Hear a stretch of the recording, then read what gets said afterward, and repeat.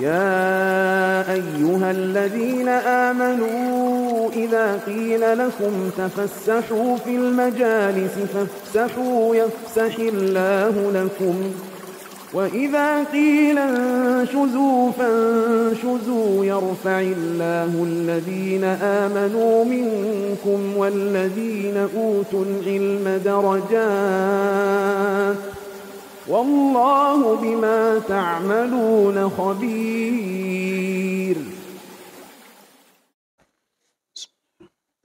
السلام عليكم ورحمة الله وبركاته. إن الحمد لله نحمده ونستعينه ونستغفره ونعوذ بالله من شرور أنفسنا وسيئات أعمالنا. من يهده الله فلا مضل له ومن يضلل فلا هادي له وأشهد أن لا إله إلا الله ربي وحده لا شريك له وأشهد أن محمدا عبده ورسوله. يا أيها الذين آمنوا اتقوا الله حق تقاته ولا تموتن إلا وأنتم مسلمون. يا أيها الناس اتقوا ربكم الذي خلقكم من نفس واحدة وخلق منها زوجها وبث منهما رجالا كثيرا ونساء واتقوا الله الذي تساءلون به والأرحام إن الله كان عليكم رقيبا. يا أيها الذين آمنوا اتقوا الله وقولوا قولا سديدا يصلح لكم أعمالكم ويغفر لكم ذنوبكم ومن يطع الله ورسوله فقد فاز فوزا عظيما. اعلموا فإن أصدق الحديث كتاب الله وخير الهدي هدي محمد صلى الله عليه وسلم وشر الأمور محدثاتها وكل محدثة بدعة وكل بدعة ضلالة وكل ضلالة في النار. أما بعد. Bapak Ibu yang dimuliakan oleh Allah Subhanahu wa taala, insyaallah pada kesempatan kali ini kita akan melanjutkan pembahasan kita dari kitab Fawaidul Fawaid, dan kita sekarang sampai ke dalam subbab yang ke-9 yang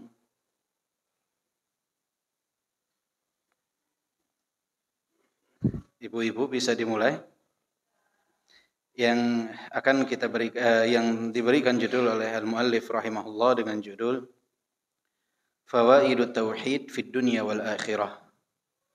Fawaid daripada tauhid di dunia dan juga di akhirat. Faedah, manfaat daripada tauhid di dunia dan di akhirat.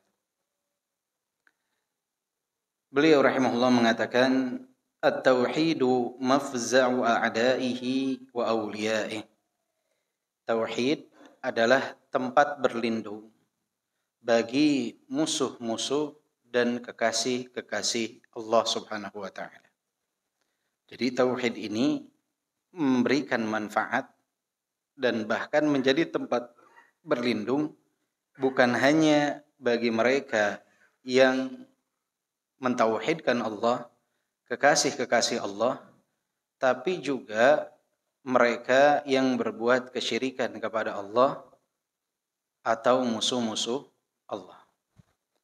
Jadi saking istimewanya tauhid, dia menjadi tempat perlindungan bagi semuanya, musuh-musuh Allah dan juga bagi kekasih-kekasih Allah. Fa amma a'da'uh, tauhid menjadi tempat berlindung bagi musuh-musuh Allah. Fayunajjihim min kurabid dunya wa syada'iduha. Min kurabid dunya wa syada'idiha. Tauhid itu menjadi penyelamat bagi orang-orang yang menjadi musuh-musuh Allah, itu di dalam menyelamatkan mereka dari kesulitan, penderitaan dan kesukaran dunia. Sebagaimana Allah berfirman dalam surat Al-Ankabut ayat ke-65, فَإِذَا رَكِبُوا فِي الْفُلْكِ دَعَوُا اللَّهَ مُخْلِصِينَ لَهُ الدِّينَ فَلَمَّا نَجَّاهُمْ إِلَى الْبَرِّ إِذَا هُمْ يُشْرِكُونَ. Di saat mereka menaiki kapal, perahu di atas lautan, mereka berdoa kepada Allah Subhanahu wa taala dengan ikhlas. Dan ketika Allah selamatkan mereka, sampailah mereka di daratan, mereka kembali berbuat kesyirikan. Jadi orang-orang musyrik di saat mereka khawatir mereka akan tenggelam di tengah lautan, mereka bersandar kepada tauhid, meminta perlindungan dengan mengesahkan Allah Subhanahu wa taala. Karena saat itu mereka sadar tidak ada yang dapat menyelamatkan mereka kecuali di saat mereka betul-betul mengikhlaskan doa kepada Allah Subhanahu wa taala. Tapi justru di saat mereka diselamatkan, mereka kembali berbuat kesyirikan. Dan ini banyak terjadi. Jadi orang-orang yang berbuat syirik kepada Allah pun tahu pada momentum-momentum tersebut tidak ada yang dapat menyelamatkan mereka dan mereka tidak dapat berlindung kecuali dengan mentauhidkan Allah Subhanahu wa taala. Maka tauhid ini mendatangkan manfaat bagi mereka untuk mensudahi mereka atau menyelamatkan mereka dari kesulitan dunia. Sebatas itu. Karena mereka kembali berbuat kesyirikan. Wa amma awliya'u, manfaat tauhid bagi kekasih-kekasih Allah Subhanahu wa taala, bagi wali-wali Allah Subhanahu wa taala, fayunajjihim min kurabatid dunya wal akhirah wa syada'idiha. Jadi bagi hamba-hamba Allah, tauhid ini menyelamatkan mereka dari kesulitan dunia, kesukaran dunia, dan juga kesukaran dan kesulitan di akhirat. Jadi itu yang jadi pembeda. Kalau bagi orang musyrik itu hanya di dunia saja, mereka berlindung dengan tauhid. Kalau bagi orang yang beriman kepada Allah, di dunia dan di akhirat mereka terselamatkan karena mereka mentauhidkan Allah Subhanahu wa ta'ala. Walidzalika fazi'a ilaihi Yunus fanajjahu Allahu min tilkal dhulumat. Oleh sebab itu Nabi Yunus memohon perlindungan kepada Allah Subhanahu wa taala, maka Allah Subhanahu wa taala menyelamatkannya dari kegelapan tersebut. Nabi Yunus, Allah Subhanahu wa taala selamatkan beliau. Apa yang terjadi dengan Nabi Yunus saat itu?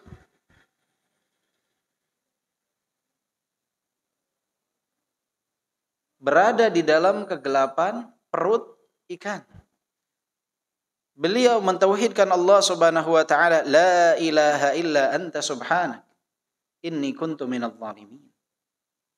Mentauhidkan Allah, la ilaha illa anta. Tidak ada yang berhak disembah kecuali Engkau. Maka Allah Subhanahu wa taala menyelamatkan Nabi Yunus karena tauhid tersebut. Tetapi keselamatan ini tidak hanya berlaku di dunia, tetapi di akhirat juga. Kenapa?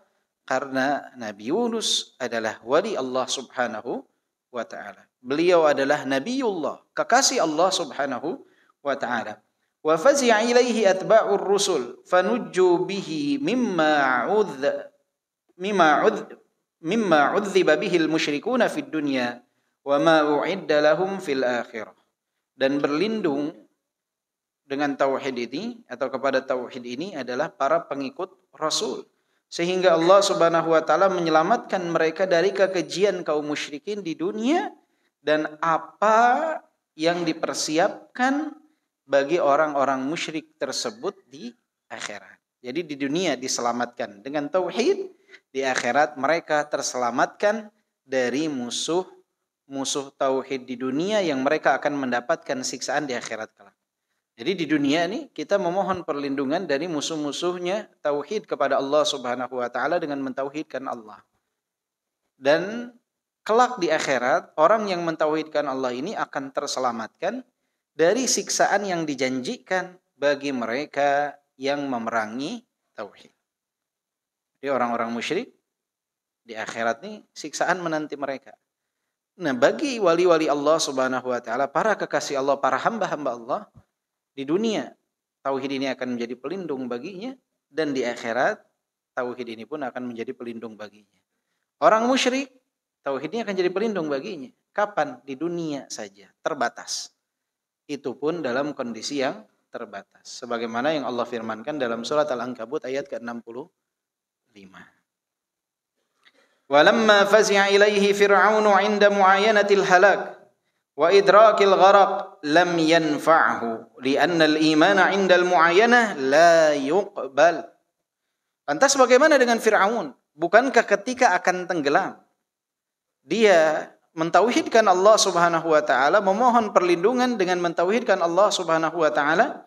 Maka di sini disebutkan di saat Fir'aun berusaha untuk berlindung dengan tauhid dari ketenggelamannya saat itu, hal tersebut dia lakukan saat dia sudah melihat kebinasaan ada di hadapan dia. Wa idrakil gharaq, dan dia sudah yakin bahwa dia akan tenggelam. Ajal sudah sangat dekat dengannya. Taubat sudah ditutup baginya. Maka usaha dia untuk menyelamatkan diri dengan berlindung kepada tauhid tidak berhasil. Kenapa? Karena momentumnya sudah terlambat. Jika dia memohon perlindungan ketika air misalkan sudah mengisi bagian yang kosong tadinya, baru di awal saja, mungkin itu masih bisa menyelamatkan dia. Tapi ketika ajal sudah di kerongkongannya, hal tersebut sudah terlambat. Sudah terlambat. Maka orang-orang yang berbuat kesyirikan kepada Allah Subhanahu wa taala, dia bisa berlindung dengan tauhid pada momentum-momentum tertentu. Di saat masih bisa dia memohon perlindungan kepada Allah Subhanahu wa taala. Tapi jika terlambat, resikonya kebinasaan akan dia dapatkan di dunia dan di akhirat. Jadi orang musyrik ini kalau belum sampai al-mu'ayyanah, belum sampai ajal mendekatinya, sudah di kerongkongannya, dia masih bisa bertaubat. Dan itu akan menyelamatkan dia dari kebinasaan di dunia. Dan jika dia betul-betul bertaubat, itu akan menyelamatkan dia dari kebinasaan di dunia dan di akhirat. Jika dia tidak bertaubat setelah itu, yaitu hanya akan menyelamatkan dia di dunia, sebagaimana dalam surat Al-Ankabut ayat ke-65. Dan jika terlambat momentumnya, maka dia akan binasa di dunia dan di akhirat, sebagaimana yang dialami oleh Fir'aun. Maka kunci keselamatannya apa? Mentauhidkan Allah dari mulai mengenal apa itu tauhid. Hindarkan diri dari kesyirikan. Karena siapa yang terus mulazamah dengan tauhid, dia akan mendapatkan kebaikan di dunia dan di akhirat. Dia akan mendapatkan kebaikan di dunia dan di akhirat. Orang musyrik, dia bisa berlindung dengan tauhid, tapi momentumnya pun terbatas. Terlambat dikit, ma'asalamah. Nggak ada kesempatan bagi dia lah di dunia wala di akhirat. Sebagaimana yang dialami oleh Fir'aun. At-tauhidu sabilun najah. Tauhid adalah jalan keselamatan. Hadhihi sunnatullahi fi ibadihi. Ini adalah sunnatullah pada hamba-hambanya. Fama dufi'at syada'idud dunya bimithli tauhid. Tidak ada semisal tauhid yang dapat mencegah seseorang dari kesulitan-kesulitan dunia. Enggak ada yang seperti tauhid. Saking istimewanya. Walidha kana du'aul karbi bitauhid. Oleh sebab itu, doa agar terlepas dari kesulitan itu dengan tauhid. Wa da'watu dhinnun allati ma da'a biha makrubun illa farrajallahu karbahu bitauhid. Begitu juga doanya Dhunnun, yaitu Nabi Yunus, yang mana dengannya dia terbebas dari kesulitan atas kehendak Allah Subhanahu wa taala. Allah yang membebaskannya, dan kebebasan dari kesulitan tersebut dengan doa yang mengandung tauhid. Jadi tidak ada seperti tauhid yang dapat menyelamatkan seseorang dari kesulitan. Saking istimewanya. Bahkan Nabi Yunus saat diperhatikan, yang beliau ucapkan dari zikir, La ilaha illa anta. Subhanaka inni kuntu minadh dhalimin. Jadi tauhid ini adalah doa yang dianjurkan untuk diucapkan saat seseorang berada dalam kesulitan. Ya, mungkin di antara kita ada yang, kenapa enggak berdoanya, ya Allah mudahkan kesulitan ini. Ya Allah jauhkan saya dari kesulitan ini. Selamatkan saya dari kesulitan ini. Itulah keistimewaan tauhid. Itu membayangkan dengan menyebutkan la ilaha illa anta subhanaka inni kuntu minadh dhalimin. Apakah ada dalam ucapan zikir Nabi Yunus tersebut permintaan agar keluar dari perut ikan? Tidak ada. Inilah keistimewaan daripada tauhid. Dengan mentauhidkan Allah, maka akan jadi pelepas diri kita dari segala kesulitan. Dengan mendawamkan zikir, mentauhidkan Allah Subhanahu wa taala akan menyebabkan sebab kita terlepas dari berbagai macam kesulitan. Itu adalah nikmat dari tauhid dan keistimewaan dari tauhid. Fala yulqi fil qurabil idhami illa asy-syirk wa la yunji minha illa at-tauhid. Fahuwa mafza'ul khaliqati wa maljauha wa hisnuha wa ghiyathuha. Tidak ada yang dapat menjerumuskan seseorang, memasukkan seseorang ke dalam kesulitan terbesar kecuali kesyirikan. Dan tidak ada yang dapat menyelamatkan seseorang dari kesulitan terbesar kecuali tauhid. Apa itu kesulitan terbesar? Siksa api neraka. Siapa yang akan terjerumus ke dalam siksa api neraka? Mereka yang berbuat kesyirikan. Dan siapa yang akan terlepas dari siksa api neraka yang merupakan kesulitan terbesar? Mereka yang mentauhidkan Allah Subhanahu wa taala. Fahuwa mafza'ul khaliqah wa maljauha wa hisnuha wa ghiyathuha. Maka tauhid ini adalah tempat berlindung bagi setiap makhluk dan dia merupakan benteng bagi makhluk tersebut dan penolong bagi makhluk tersebut. Enggak ada kesulitan lebih besar daripada yaumul qiyamah seseorang ditempatkan di neraka. Itu membandingkan dengan kesulitan makan, kesulitan tidur, kesulitan kesehatan, kesulitan ekonomi, enggak akan sebanding dengan bagaimana celupan siksaan di dalam api neraka. Orang yang paling nikmat dari penduduk surga saja kalau dicelupkan ke dalam neraka, mereka akan melupakan seluruh kenikmatan yang pernah mereka rasa. Saking beratnya siksaan di dalam neraka tersebut. Jangan kita sok-sokan, wah, jika memang apa suka ada tuh anak-anak muda sekarang tulisannya. Apa? Biarkan aku masuk neraka atau apa? Gimana, Pak? Apa suka ada yang sok-sokan anak-anak zaman sekarang nulis tadi. Ya, ada yang ingat?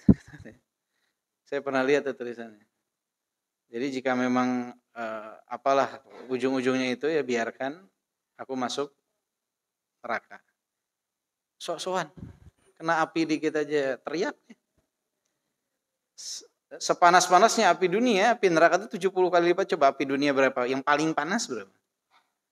Berapa derajat? Ada 1000? Lebih kali ya? Lebih. Karena air panas 100 derajat aja dia udah teriak. Sok-sokan biarkan aku masuk neraka. Ya. Maka enggak ada yang dapat menyelamatkan dari kesulitan terbesar ini kecuali di saat dia mentauhidkan Allah. Dan yang dapat menjerumuskan orang ke dalam kesulitan terbesar adalah kesyirikan. Maka jauhkanlah diri dari kesyirikan. Kesyirikan ini adalah kesulitan terbesar bagi kita di dunia dan di akhirat. Apalagi di akhirat. Kesulitan yang paling berat adalah kesyirikan. Karena enggak bisa ditolong. Berbeda dengan dosa-dosa yang lain, masih tahta masyiatillah, di bawah kehendak Allah Subhanahu wa taala. Separah-parahnya itu mungkin masuk ke neraka dulu, kemudian setelah itu masuk ke dalam surga asalkan dia mentauhidkan Allah Subhanahu wa taala. Tapi kalau musyrik di saat mati enggak ada penolong. Tidak ada penolong. Mau memberikan syafaat enggak bisa. Sedekat-dekatnya makhluk dengan Nabi Muhammad SAW yang masuk neraka adalah Abu Talib, paman beliau, sosok yang sangat beliau cintai. Itu pun tidak bisa keluar dari api neraka. Bayangkan. Padahal banyak membantu Nabi Muhammad SAW. Tapi itu pun tidak menyelamatkan. Maka, ayyuhal ikhwah, penting bagi kita untuk menjaga tauhid. Tauhid ini adalah sumber keselamatan kita. Maka hati-hati kalau ada perbuatan, ucapan, atau apapun dari yang kita lakukan mendekatkan diri kita kepada kesyirikan, tinggalkan. Ya. Menjadikan, walaupun itu syirik kecil, bersumpah atas nama selain Allah. Ya. Bersumpah atas nama selain Allah, syirik kecil atau syirik besar? Syirik kecil. Salah satu perbedaan syirik kecil dan syirik besar itu, syirik kecil itu terdapat lafaz syirik di dalam hadis Nabi SAW, di dalam dalil berkenaan dengan hal tersebut, tetapi tidak ada penghambaan kepada selain Allah Subhanahu wa taala. Contohnya bersumpah, man halafa bighairi dunallah faqad asyrak. Siapa yang bersumpah atas nama selain Allah, maka telah berbuat kesyirikan. Bersumpah atas nama selain Allah, tidak ada unsur penyembahan diri kepada selain Allah. Tapi ada lafaz syirik ini. Maka para ulama mengatakan ini adalah syirik kecil. Dan jangan pernah menganggap enteng syirik kecil. Karena syirik itu disebut kecil karena perbandingannya dengan syirik besar. Tapi kalau dimasukkan dalam golongan dosa, dia adalah posisi tertinggi. Bahkan lebih dosa daripada dosa-dosa besar. Dosa terbesar. Jadi kalau dalam naungan kolom dosa, syirik kecil ini lebih dahsyat daripada dosa besar. Kalau dalam kolom syirik, ya dia syirik kecil. Ini menandakan bahwa kesyirikan itu istimewa luar biasa. Paling dahsyat kesyirikan. Jangan pernah menganggap remeh. Kita kalau zaman sekarang ada orang, misalkan dia memperkosa kemudian membunuh. Orang semua menentang dia. Ini dosa nih. Betul dosa. Itu dosa besar. Membunuh itu adalah dosa besar. Tidak diragukan. Tapi di saat ada orang menyembelih ayam dijadikan sesajen, orang biasa saja. Padahal ini adalah kesyirikan. Dan ini lebih dosa daripada pembunuhan. Lebih dosa daripada pembunuhan. Maka berhati-hati dengan hal tersebut. Semoga Allah jaga kita dengan mentauhidkan Allah Subhanahu wa ta'ala. Sebab berikutnya yang ke-10 adalah haqqul ubudiyah wa maratibuha. Hak penghambaan dan tingkatan-tingkatannya. Lillahi subhanahu ala 'abdihi amrun amarahu bihi wa qada'un yaqdihi 'alaihi wa ni'matun yun'imu biha 'alaihi fala yanfakku min hadhihi ats-tsalatsah. Bagi Allah Subhanahu wa taala atas hambanya itu ada perintah yang Allah perintahkan kepadanya, ada takdir yang Allah Subhanahu wa taala takdirkan untuknya, dan ada nikmat yang Allah Subhanahu wa taala karuniakan kepadanya. Fala yanfakku min hadhihi ats-tsalatsah. Maka penghambaan itu tidak terlepas dari tiga hal ini. Dari perintah yang Allah perintahkan, dari takdir yang Allah takdirkan, dan dari nikmat yang Allah Subhanahu wa taala karuniakan. Maka penghambaan itu tidak terlepas dari tiga hal ini. Apa saja?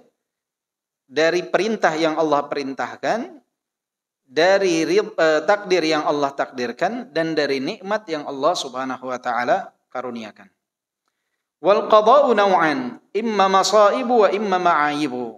Dan takdir dalam perkara ini ada dua hal, yaitu takdir musibah dan takdir di saat seseorang berbuat dosa dan kesalahan. Takdir musibah dan takdir di saat seseorang melakukan dosa dan kesalahan. Walahu alaihi ubudiyatun fi hadhihi al-maratib kulliha. Dari semua tingkatan ini ada penghambaan yang harus dilakukan oleh hamba kepada Allah Subhanahu wa taala. Fa ahabbul khalqi ilaihi man arafa ubudiyatahu fi hadhihi al-maratib wa waffaha haqqaha. Fa hadha aqrabul khalqi ilaihi. Orang yang paling dicintai oleh Allah Subhanahu wa taala adalah yang paling mengetahui tentang penghambaan ini pada tingkatan-tingkatan tersebut. Menjalankan apa yang harus dia jalankan, menjalankan apa yang harus dia lakukan, dan orang yang seperti inilah yang paling dekat kepada Allah Subhanahu wa taala. Jadi yang betul-betul mengetahui dan mengamalkan penghambaan kepada Allah dalam tiga hal ini. Itulah orang yang paling dicintai oleh Allah Subhanahu wa taala. Jadi saat kita mengetahui dan mengamalkan seperti apa harusnya penghambaan kita kepada Allah atas perintahnya, atas takdirnya, atas nikmat yang diberikan, siapa yang mengetahuinya dan mengamalkan dari penghambaan ini, dialah orang yang paling dicintai oleh Allah Subhanahu wa taala. Wa ab'aduhum minhum man jahala ubudiyatahu fi hadhihi al-maratib kulliha. Dan yang paling jauh dengan Allah adalah yang paling tidak mengenal tentang tiga hal ini.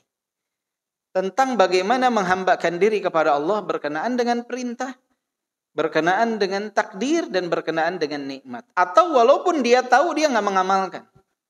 Dia tidak menghambakan diri dalam perintah Allah, dalam takdir Allah, dan dalam nikmat yang Allah Subhanahu wa taala karuniakan. Inilah orang yang paling jauh dengan Allah Subhanahu wa taala.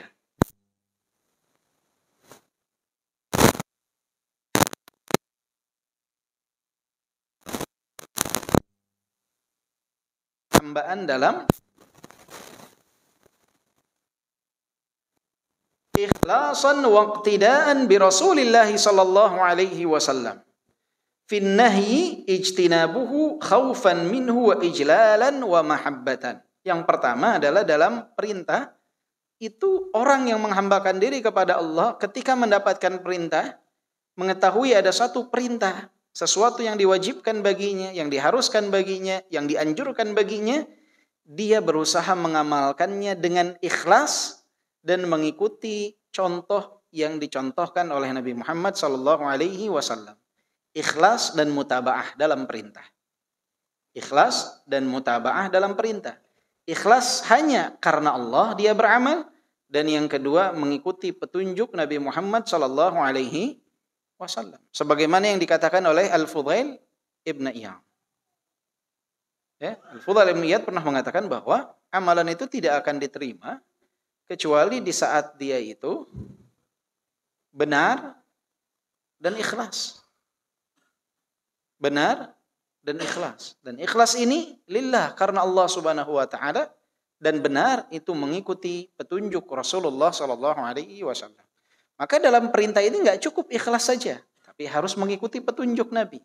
Tidak cukup mengikuti petunjuk Nabi saja, tapi juga harus ikhlas. Kalau mau diterima amalan dari apa yang Allah perintahkan, maka lakukanlah dua syarat ini, ikhlas dan mutabaah. Dan ikhlas ini sesuatu yang sulit, walau mudah diucapkan, sulit untuk diamalkan. Dan perlu mujahadah. Karena banyak orang yang berhati-hati, justru dia meninggalkan amalan karena takut disangka tidak ikhlas. Kenapa Pak enggak sholat sunnah? Aduh, saya takut dianggap sok soleh, saya akhirnya enggak ikut, enggak jadi sholat sunnah. Kenapa Pak enggak ikut pengajian? Saya enggak enak, takut dianggap sok alim dan lain sebagainya. Kenapa enggak ngaji? Takut dianggap sok alim. Takut enggak ikhlas.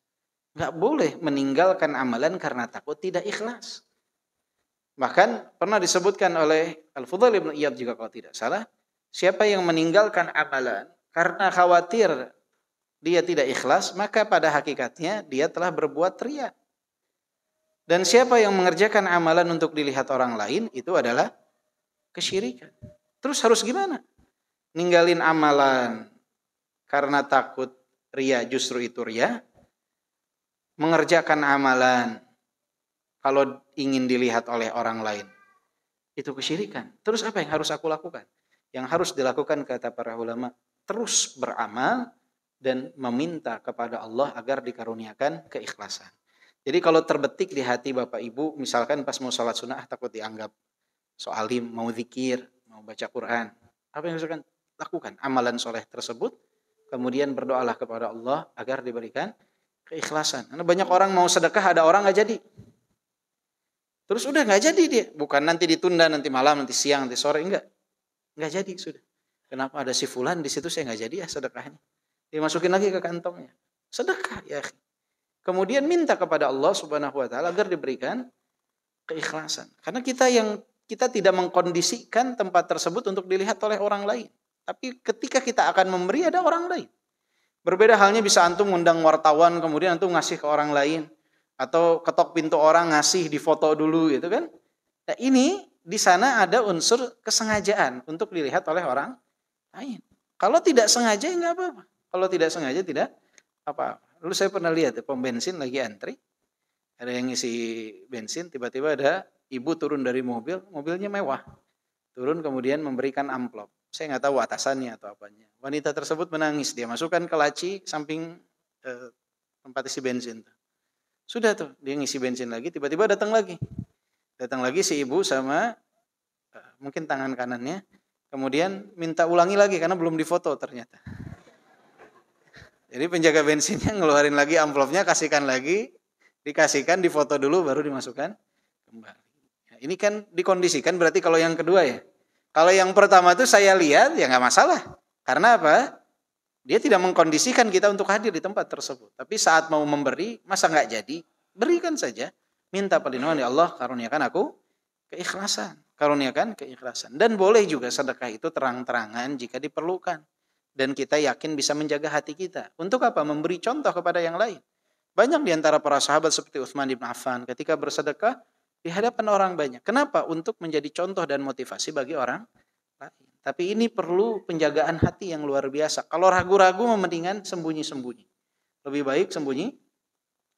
Dan kita nggak tahu ya ikhwah, sedekah dalam kesendirian, usaha sesuatu yang nggak diketahui oleh orang lain. Saya tahu ada seseorang waktu itu, orangnya biasa, terkenalnya biasa sama sekali. Sholatnya biasa, bahkan banyak, kalau dibilang orang lain nih banyak bermain, sudah tua, dan orang tuh tidak menganggap dia ini orang yang ahli ibadah, enggak sama sekali. Tiba-tiba di saat meninggal itu banyak fuqara dan masakin yang datang ke rumahnya. Nyata setiap pagi itu dia keluar dari rumah tanpa istrinya ketahui, dia bilang dia mau jalan kaki, olahraga. Pakai sarung jalan kaki. Ternyata dia ke pinggiran rel kereta api, kemudian bersedekah kepada orang-orang di samping rel kereta api. Setiap hari dia lakukan hal tersebut dengan nominal yang dia miliki. Dan semua nggak ada yang tahu kecuali di hari kematian dia. Bayangkan, ini amalan soleh yang luar biasa. Tidak bisa dianggap enteng dan sepele. Justru istimewa. Maka sebagaimana dosa dalam kesendirian itu bisa membinasakan, amalan soleh dalam kesendirian itu dapat menyelamatkan. Berusaha untuk ikhlas itu menjaga sebisa mungkin. Tapi kalau saat kita sedang melakukan amalan soleh terlihat oleh orang lain, maka jangan diberhentikan amalan soleh tersebut, lanjutkan dan minta perlindungan agar diberikan keikhlasan. Ya, bukan kita yang mengkondisikan. Dan kalaupun perlu untuk mengkondisikan sebagai contoh bagi yang lain, nggak apa-apa. Bapak atau ibu misalkan atau atasan di satu tempat, instansi atau apa, memberikan contoh nih, ini ada musola sekarang, kita mau bangun musola, nih dari saya sekian juta, dari kalian sok mangga, siapa yang mau nyumbang? Oh, si bapak aja sekian, saya juga mau dong nyumbang sekian, saya mau nyumbang sekian, tapi tidak dibuat ihraj. Tidak dibuat ihraj itu apa? Tidak, ayo siapa yang mau nyumbang? Tutupnya apa? Kreseknya di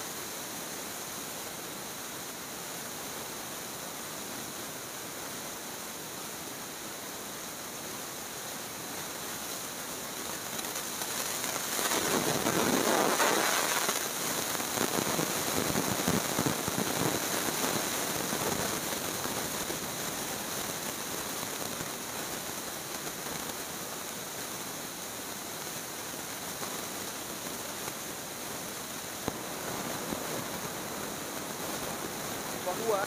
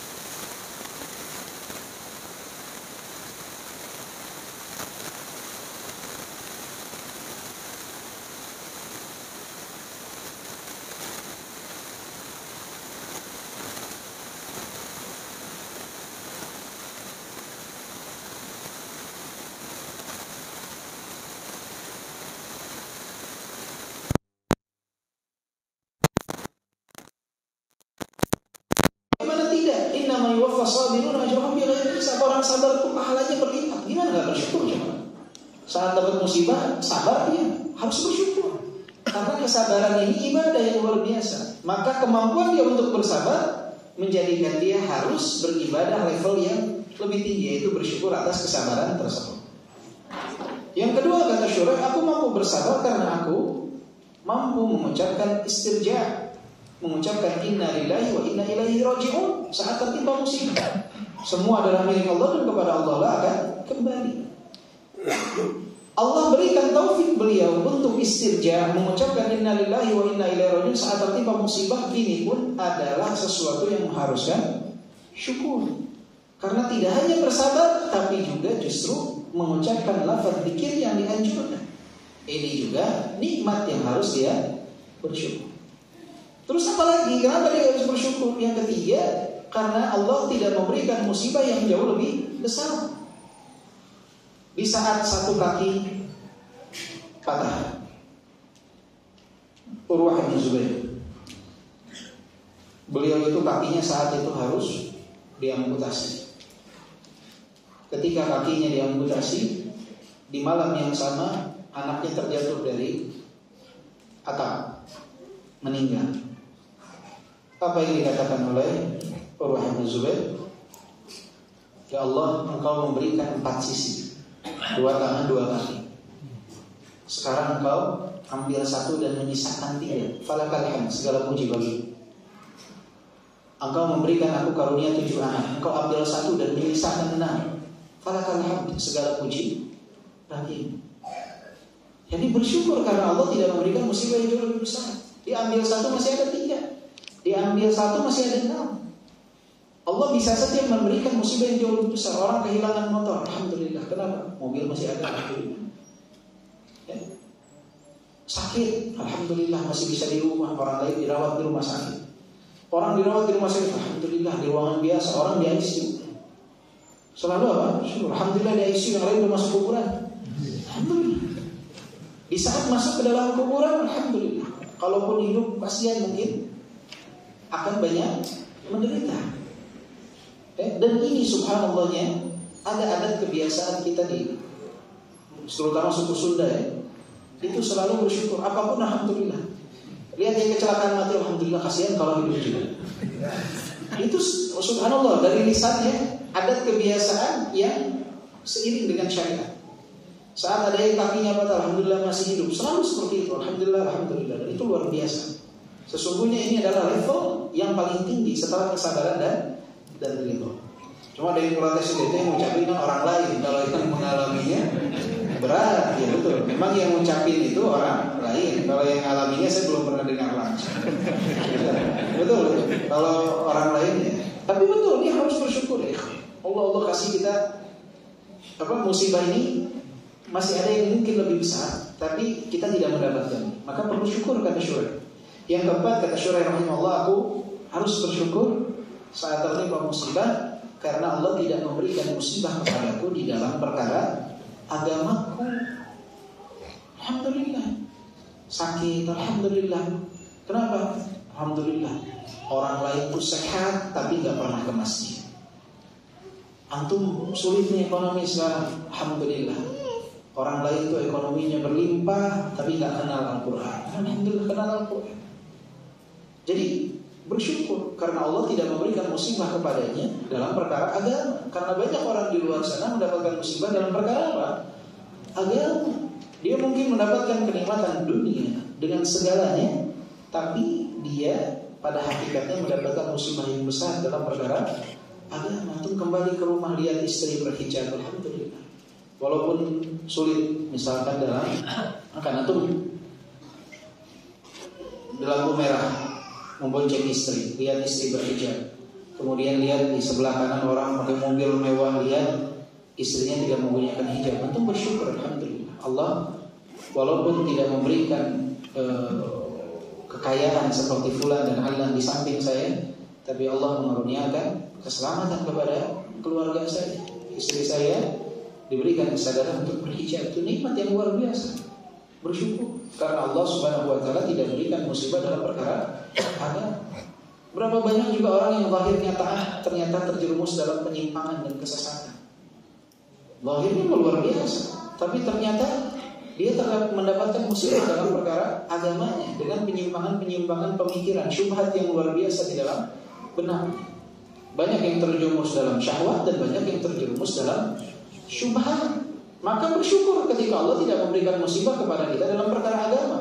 Karena penyakit dalam agama ini, musibah dalam agama ini antara syahwat dan syubhat. Kita terselamatkan, itu perlu syukur. Ini 4 poin kata Syuraih yang mengharuskan kenapa kita harus bersyukur saat tertimpa musibah. Karena mampu sabar, karena mampu mengucapkan istirja, inna lillahi wa inna ilaihi raji'un, karena Allah tidak memberikan musibah yang jauh lebih besar, dan karena Allah tidak menimpakan musibah dalam perkara agama. Wa hadza innama yata'atta minhu idza tamakkana hubbuhu min qalbi. Dan ini bisa dilaksanakan, bisa dilakukan itu bagi orang yang di hatinya itu ada kecintaan kepada Allah Subhanahu wa taala dari lubuk hatinya. Wa alima husna ikhtiyarihi lahu, dan mengetahui bahwa apa yang dia dapat ini adalah pilihan terbaik dari Allah. Ini baru bisa kita sampai level syukur itu jika menyadari bahwa apa yang Allah pilihkan ini yang terbaik. Ini yang terbaik. Pilihan Allah Subhanahu wa taala, bukan pilihan kita. Pilihan Allah yang terbaik. Wa birruhu bihi wa lutfahu bihi, dan menyadari apa yang Allah takdirkan itu adalah bentuk kebaikan dan kelembutan Allah Subhanahu wa taala dengan takdir itu. Jadi kita menyadari ternyata takdir ini adalah bentuk kelembutan dan juga kebajikan dari Allah Subhanahu wa taala. Wa ihsanahu ilaihi bil musibah wa in karihal musibah. Tahu bahwa ini adalah perbuatan baik dari Allah Subhanahu wa taala kepadanya melalui jalur musibah, walaupun dia tidak menyukai musibah tersebut. Pada hakikatnya orang tidak ada yang suka musibah, ada yang suka jatuh, tapi ternyata jatuh ini bisa mendekatkan diri kita justru kepada Allah Subhanahu wa taala. Ya, banyak orang yang ketika dia sakit dia jadi hijrah, ingat akhirat. Tadinya dia lupa, tergiur dengan kenikmatan dunia. Maka ini adalah bentuk kelembutan Allah mungkin menegur kita agar kita kembali kepada jalan yang benar. Itu semua sesuatu yang dapat menambah keridhaan kita dan rasa syukur kita atas musibah. Menyadari bahwa ini adalah pilihan Allah Subhanahu wa taala, ini yang terbaik dari Allah Subhanahu wa taala. Wa huriyatuhu fi qada'il ma'in, dan penghambaannya dalam takdir yang berupa seorang hamba melakukan perbuatan dosa, al-mubadaratu ila taubati minha, segera untuk bertaubat dari perbuatan dosa tersebut. Wa tanassul wal wuquf fi maqamil i'tidar wal inkisar, kemudian dia meninggalkan dosa tersebut dan dia berdiri dalam posisi memohon ampun kepada Allah Subhanahu wa taala dengan penuh penyesalan. Jadi ini yang harus dilakukan. Orang kalau tergelincir dalam dosa, siapa yang menakdirkan dia berbuat dosa? Siapa yang melakukan dosa tersebut? Dirinya. Siapa yang menakdirkannya? Allah Subhanahu wa taala. Dalam bab takdir kita telah bahas bahwa semua yang menakdirkannya Allah, tapi yang melakukannya adalah manusia. maka kebaikan kembalinya kepada Allah dan keburukan kembalinya kepada pelaku. Karena pelaku ini melakukan kemaksiatan bukan karena paksaan dari Allah. Jadi di saat kita berbuat dosa, itu pilihan, langkah kita, kesalahan kita. Yang menakdirkannya Allah Subhanahu wa Ta'ala, tapi kesalahannya kesalahan kita. Kita yang melakukan. Apa yang harus kita lakukan? Segera bertaubat. Inilah penghambaan hamba saat tergelincir dalam dosa, dia segera bertaubat. Kemudian apa? Meninggalkan perbuatan dosa tersebut dan memohon ampun kepada Allah Subhanahu wa Ta'ala dengan penuh penyesalan. Dengan penuh penyesalan. Nah, ini dari syarat taubatan nasuha. Dia meninggalkan, dia menyesali, dan dia berkemantapan hati untuk tidak mengulangi di masa yang akan datang. Al-azm, untuk tidak mengulangi di masa yang akan datang. Dia kemudian disebutkan aliman bi annahu la yarfa'u anhu illa hu. Dia tahu perbuatan dosa ini enggak akan bisa diangkat kecuali atas kehendak siapa? Atas kehendak Allah Subhanahu wa Ta'ala. Walaupun dia sadar dia bisa meninggalkan dosa tersebut, tapi enggak ada yang bisa menakdirkan kecuali Allah Subhanahu wa Ta'ala. Wala yaqlihi syarraha siwa. Jadi enggak ada yang dapat melindungi dia dari efek perbuatan dosanya tersebut kecuali Allah Subhanahu wa Ta'ala. Ya ikhwan, Nabi Adam karena satu dosa diturunkan ke mana? Ke dunia. Kita bawa dosa banyak, kira-kira berat untuk masuk surga. Satu dosa Nabi Adam diturunkan ke dunia. Terus kita ini pendek sekali, dosa kita banyak, berharap surga. Segera harus kita bertobat ya. Allah, kita harus sadari bahwa efek perbuatan dosa kita ini nggak ada yang dapat menjaga kita dari hukuman tersebut atas perbuatan dosa kita kecuali Allah Subhanahu wa Ta'ala. Tadi dapat melindungi kita. Allah berhak mengadab kita atas segala dosa yang telah kita lakukan. Tapi kita berharap rahmat dan kelembutan Allah Subhanahu wa Ta'ala agar kita tidak mendapatkan adab tersebut. Banyak dosa kita. Kita berharap, nggak ada tempat kita berharap kecuali Allah, agar kita terhindar dari efek perbuatan dosa yang kita lakukan. Kita nggak tahu dosa kita telah diampuni atau tidak. Kita berharap hal tersebut. Dosa kita banyak, tapi rahmat Allah jauh lebih luas. Wa anna in istamarrat abadathu min qurbihi wa qaradathu min babihi. Dan jika dia terus-menerus dalam perbuatan dosa itu, maka dosa ini akan menjauhkannya dari kedekatan kepada Allah Subhanahu wa Ta'ala dan mengusirnya dari pintu Allah Subhanahu wa Ta'ala.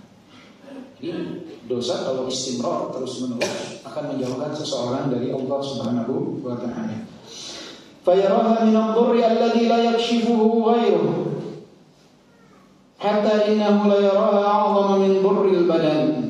Kemudian orang-orang yang betul-betul menghambakan diri kepada Allah dalam perkara ini, dia melihat bahwa perbuatan dosa ini adalah sesuatu yang memudaratkan, yang tidak ada yang dapat menjauhkannya, melepaskannya dari hal itu kecuali Allah Subhanahu wa Ta'ala.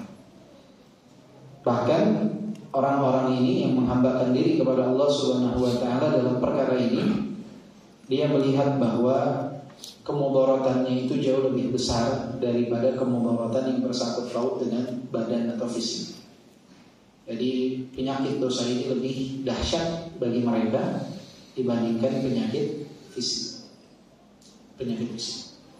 Ini hamba yang betul-betul menghambakan diri kepada Allah Subhanahu wa Ta'ala. Lebih takut dosa daripada takut sesuatu yang memudaratkan dia dalam tubuh ini. Jadi kalau dia boleh memilih, mendingan terhindar dari dosa daripada terjerumus dalam mendingan terhindar dari dosa, itu lebih utama daripada dirinya terhindar dari kemudaratan dalam tubuhnya. Jadi kalau boleh memilih, mendingan sakit tapi nggak dosa daripada berdosa tapi nggak sakit-sakit ibaratnya. Tentunya kita berharap nggak sakit dan nggak berdosa. Ya. Tetapi bagi mereka hamba-hamba Allah Subhanahu wa Ta'ala yang bertakwa ini, dosa itu lebih menakutkan daripada penyakit. Kita kan zaman sekarang, jangan makan ini, jangan makan ini, jaga kesehatan, olahraga, bagus, nggak salah. Tapi andaikan sikap ini juga diterapkan dalam dosa, jangan begini, jangan. Sekarang yang kayak begitu dianggapnya aneh. Ketika memprotek diri dari perbuatan dosa, orang kan ada sekarang memprotek diri dari apa? Dari makan. Nggak mau makan ini, nggak mau makan ini, nggak mau makan ini. Ya. Bahkan masuk ke restoran tuh request, nggak mau makanan yang ada minyaknya misalnya, yang ada ininya, yang ada ini. Giliran kita masuk ke satu tempat kita request, pengen ruangannya tertutup, tidak bercampur laki perempuan, ini fanatik orang. Jadi orang sekarang memprotek badan dia, tapi sedikit yang memprotek dirinya dari dosa. Hamba yang bertakwa, ini dia protek dari dosa itu lebih dahsyat penjaganya daripada badan. Fahuwa a'idun biridahu min saqati wa bi'afwihi min uqubati wa bihi minhu.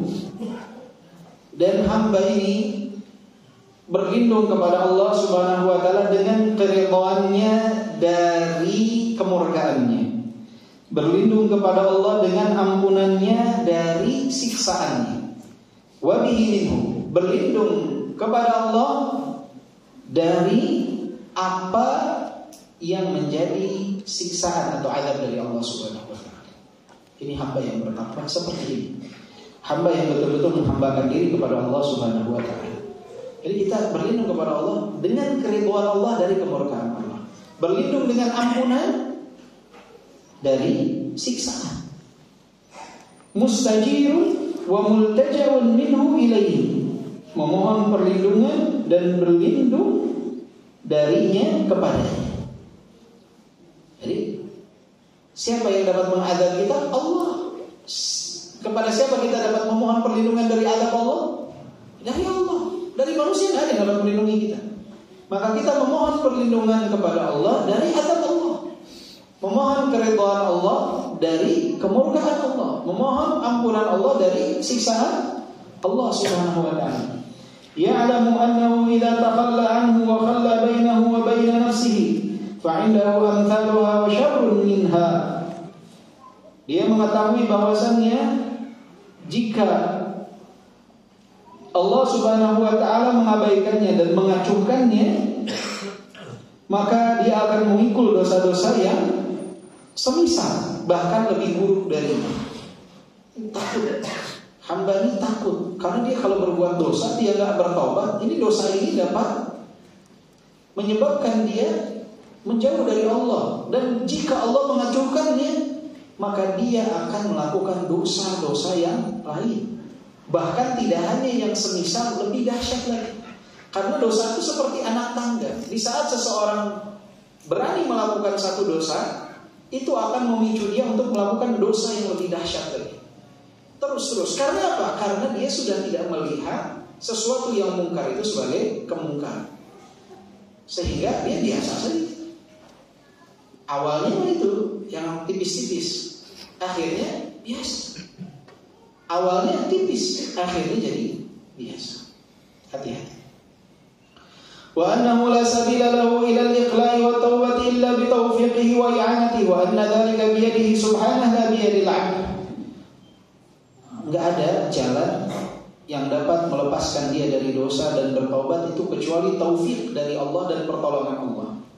Dan semuanya itu ada pada tangan Allah Subhanahu wa taala, bukan pada tangannya hamba. Jadi kita ini saat berdosa, taubat ini adalah taufik dari Allah Subhanahu wa taala. Ya ikhwan, bersegera bertaubat dari dosa itu bukan perkara yang mudah. Itu bukan perkara yang gampang. Wallahi bukan perkara yang gampang. Maka ana sering katakan, di saat menjelang tanggal 9 Dzulhijjah, mengingatkan hadis Nabi SAW, man shoma yaumi Arafah ihtasibu 'ala Allah an yukaffira sanatal madiyah wal baqiyah. Siapa yang berpuasa di hari Arafah akan menghapuskan dosa 1 tahun yang lalu dan 1 tahun yang akan datang. Para ulama menafsirkan makna 1 tahun yang akan datang itu apa? Pertama, orang tersebut akan dijauhkan dari perbuatan dosa. Yang tadi Anda bilang, tiba-tiba mati lampu, tiba-tiba rusak motor, ini dijauhkan dia dari perbuatan dosa. Maka saat puasa 9 Dzulhijjah, niatkan untuk itu. Puasa 1 hari ini insya Allah dapat menjaga kita 1 tahun yang akan datang dari dosa yang kadang sudah kita susun, kita rencanakan. Yang kedua, maknanya kata para ulama, jika dia terjerumus dalam dosa, dia akan segera bertaubat. Maka niatkan ketika puasa itu tanggal 9 Dzulhijjah di hari Arafah, niatkan 1 tahun yang akan datang ini akan menjaga kita dari 2 hal ini. Menjauhkan kita dari dosa dengan segala hal yang telah kita rencanakan. Dan jika kita terjerumus, meminta agar segera bertobat. Karena sedikit hamba yang segera bertobat di saat melakukan dosa. Sedikit, gak banyak.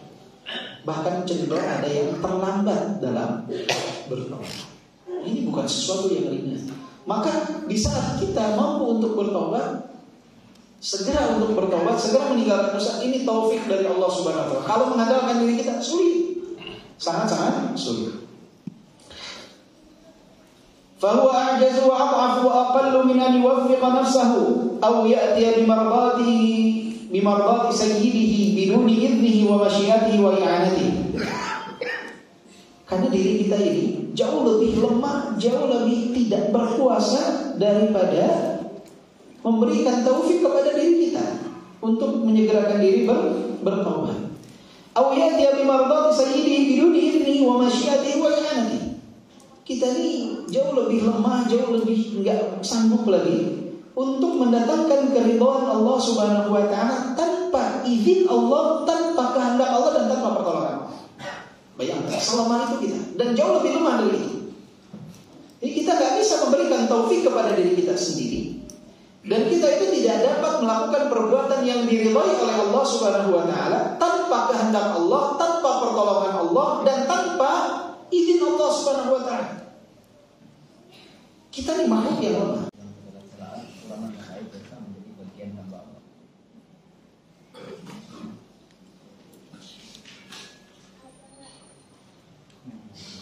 Ini dengan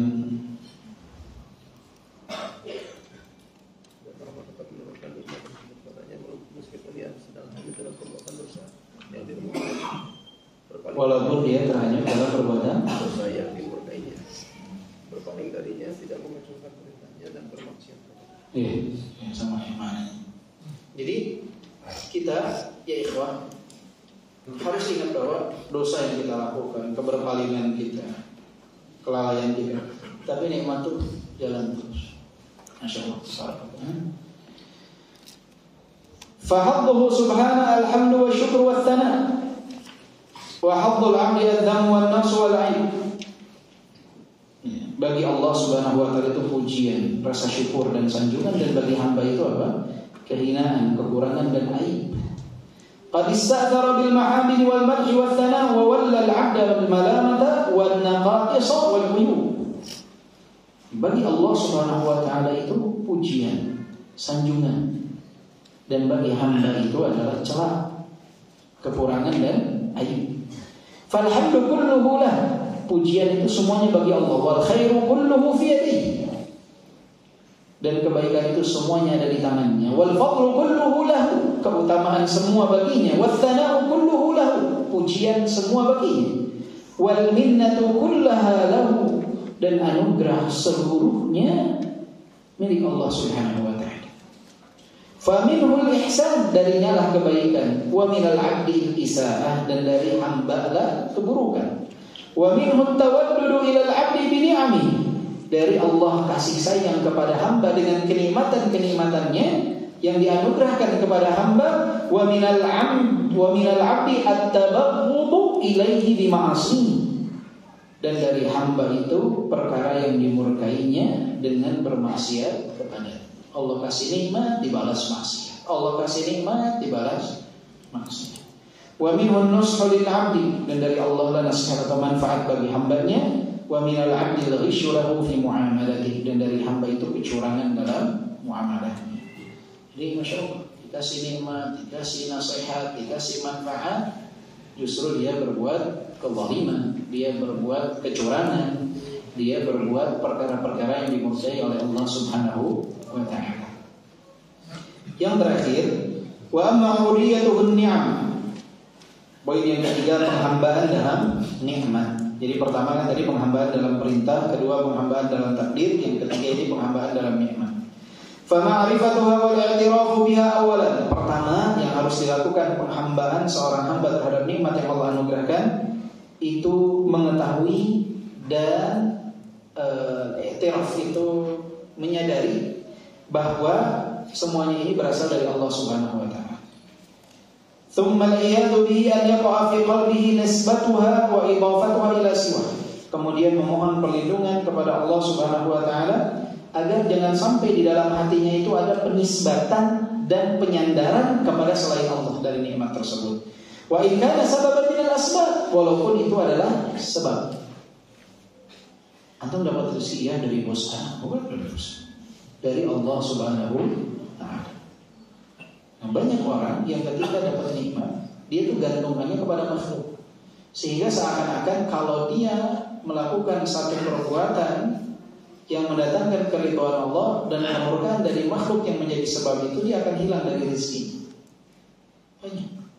Jadi dia lakukan perbuatan ini, dia bekerja di satu tempat pekerjaan, diperintahkan untuk melakukan perbuatan kemungkaran. Dia lakukan. Ketika ditanya kenapa, saya takut kehilangan pekerjaan.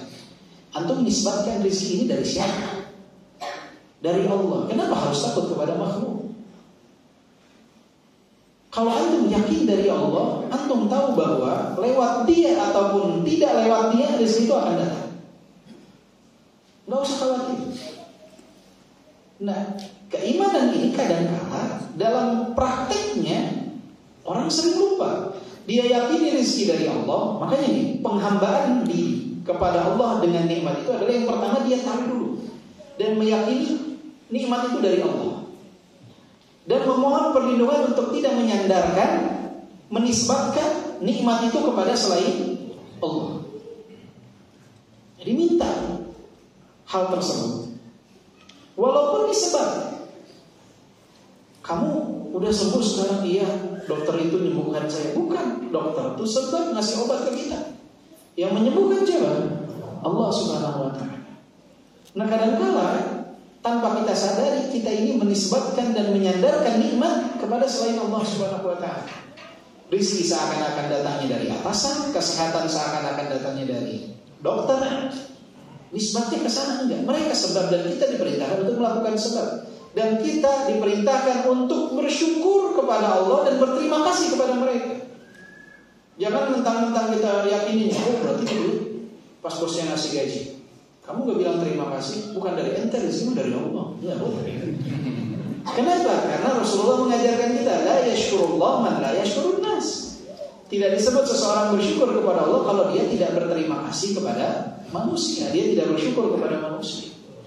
Maka ketika orang jadi sebab nikmat itu sampai, kita harus mengapresiasi dia dengan mengucapkan jazakallahu khairan, dengan mengucapkan terima kasih setelah mengucapkan jazakallahu khairan, ya, sesuatu yang menjadi uruf dalam lingkungan kita.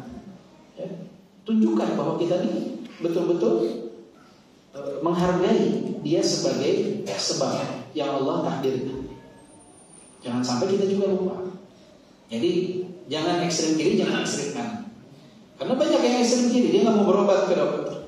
Ketika ditanya tuh kenapa nggak mau berobat, kenapa nggak mau ikhtiar, kesembuhannya dari Allah. Kalau Allah takdirkan sembuh, saya sembuh. Ya, dia tidak menghormati atasannya, ya, coba ramah kepada atasannya. Ketika ditanya kenapa, rezeki dari Allah bukan dari dia. Antum dapat pekerjaan di tempat dia, atau antum diangkat di posisi untuk membantu dia. Ini sebab rezeki tersebut sampai kepada orang, hargai dia, menghormati dia. Itu adalah bentuk apa? Bentuk rasa syukur kita kepada Allah Subhanahu wa taala. Jadi jangan ekstrem kiri, jangan juga ekstrem kanan. Ekstrem kanannya misalkan apa? Ya udah, seakan-akan dia inilah yang memberikan rezeki kepada kita. Disuruh yang haram pun, oke. Disuruh melakukan kemungkaran juga, iya. Disuruh meninggalkan yang wajib juga siap. Dan nanti pas jam 12 kerjakan ini ya, Pak, saya mau sholat Jumat. Nanti lagi aja sholat Jumat ke kantor Pak. Oh siap Pak. Jangan siap Pak. Tinggalkan dengan ucapan yang ramah. mohon maaf Pak, saya sholat Jumat, nanti saya kerjakan setelah saya pulang sholat Jumat. Seperti itu. Jadi jangan ekstrim kiri, jangan ekstrim. Kalau kita meyakini penghambaan atas nikmat kepada Allah SWT, fahuwa musabbubuhu wa muqimuhu. Yang ngasih, yang menakdirkan orang itu jadi sebab siapa? Allah. Ya? Yang menegakkan itu siapa? Allah Subhanahu wa taala. Fa ni'matu minhu wahdahu bi kulli wajhin wa i'tibar. Dari segala sisi nikmat itu semua dari Allah Subhanahu wa taala. Tsumma tsana'u biha 'alaihi wa mahabbatuhu 'alaiha wa syukruhu bi an yasta'milaha fi ta'atihi. Maka kita harus dapat menjadikan nikmat ini sarana bagi kita untuk memuji Allah Subhanahu wa taala. Dan kecintaan kita kepadanya atas nikmat yang Allah Subhanahu wa taala anugerahkan, dan bersyukur kepada Allah Subhanahu wa taala dengan menggunakan nikmat itu di dalam ketaatan. Jadi kalau dapat rezeki, uang, gunakan dalam ketaatan, bukan dimasukkan deposit untuk judi online. Jangan. Berarti apa? Dia tidak menghambakan diri kepada Allah dalam apa? Dalam nikmat yang Allah anugerahkan kepada dia. Jadi dia harus menyadari sebabnya ini, bahwa nikmat ini berasal dari Allah, tidak boleh dia sandarkan kepada selain Allah, dan dia harus menggunakan di jalan yang diridhai oleh Allah. Jadikan nikmat ini adalah sebagai sarana bagi dia untuk memuji Allah Subhanahu wa ta'ala. Jadi dia dapat uang seperti itu, dia yakin ini dari Allah. Semoga dia niatkan, dia berdoa kepada Allah, tidak menyandarkan kepada selain Allah, dan dia menghargai siapa yang telah menjadi sebab baginya, dan gunakan harta ini di jalan yang diridhai oleh Allah Subhanahu wa ta'ala. Wa min lataifit ta'abbud bin ni'am an yastakthira qalilaha 'alaihi wa yastaqilla katsira syukrihi 'alaiha. Dan di antara bentuk penghambaan kepada Allah dengan nikmat adalah menganggap sedikitnya nikmat yang dia dapatkan sebagai anugerah yang amat banyak, nikmat yang luar biasa, dan selalu menganggap sedikit rasa syukur yang dia panjatkan kepada Allah Subhanahu wa ta'ala, walaupun banyak yang telah dia lakukan. Jadi selalu merasa kurang dalam bersyukur dan selalu merasa lebih dalam kenikmatan. Ini adalah bentuk penghambaan dalam kenikmatan yang diberikan. Qanaah, ini dikasih nikmat sedikit apapun dia merasa alhamdulillah, karena dia selalu lihat ke bawah, nikmat ini luar biasa yang saya dapatkan. Tapi saat melihat rasa syukur dalam ibadah, dia bersyukur kepada Allah, dia selalu merasa saya kurang nih dalam memuji Allah, saya kurang dalam menyanjung Allah. Ini bentuk penghambaan dalam nikmat. Selalu melihat nikmat sekecil apapun itu besar, dan rasa syukur sebesar apapun itu kecil. Ini yang harus dilakukan. Wa ya'lamu anna wasalat ilaihi min sayyidihi min ghairi thamanin badalahu fiha. Dia harus mengetahui bahwa nikmat itu sampai kepada dirinya tanpa harga yang dia bayarkan, tanpa sedikit uang. Wala wasilatin minhu tawassala biha ilaihi. Enggak ada wasilahnya juga, enggak ada perantaranya, tanpa perantara. Nikmat itu sampai Allah anugerahkan kepadanya. Enggak ada juga yang berusaha menjadi perantara. Kasih dong nikmat kepada seseorang, enggak ada. Tapi Allah kasihkan nikmat tersebut. Wala istighaqin minhu laha. Enggak berhak juga atas nikmat-nikmat itu. Enggak jadi sesuatu yang saya berhak nikmat itu. Allah kasihkan kepada kita. Wa anna lillahi fil haqiqati la lil 'abd. Ini milik Allah Subhanahu wa taala, bukan milik hamba. Fala taziduhu ni'am illa inkisaran wa dhullan. Nikmat itu akan bertambah, tidak akan bertambah kecuali di saat orang betul-betul apa? Betul-betul dia menunjukkan kerendahannya di hadapan Allah Subhanahu wa taala. Wa tawadhu'an wa mahabbatan lil mun'im. Kerendahannya dan rasa cintanya kepada zat yang memberikan baginya segala kenikmatan. La in syakartum la azidannakum. Jadi semakin kita, ya Allah ini nikmat luar biasa, bersyukur kita, semakin banyak bersyukur, la azidannakum, aku akan tambah. Wala in kafartum inna 'adzabi lasyadid. Jika kalian kufur terhadap nikmatku, azabku sangatlah pedih. Wa kullama jaddada lahu ni'mah ahdatha laha ubudiyatan wa mahabbatan wa khudu'an wa dhullan. Maka setiap dapat nikmat yang baru atau bertambah nikmat tersebut, maka dia semakin meningkatkan penghambaan diri, kecintaan, kerendahan diri kepada Allah, dan ketundukan kepada Allah Subhanahu wa taala. Setiap dapat nikmat, rasa syukurnya semakin bertambah, penghambaannya luar biasa, cintanya semakin. Ikhwan, antum kalau ada yang ini jari. Kalau ada yang bilang yang sekarang hari ini misalnya, ada yang mau tangannya ditukar 100 miliar? Satu tangan 100 miliar Pak? Lumayan Pak, masih ada tangan yang lain? Ada yang mau? Berarti ini lebih berharga dari 100 miliar kan?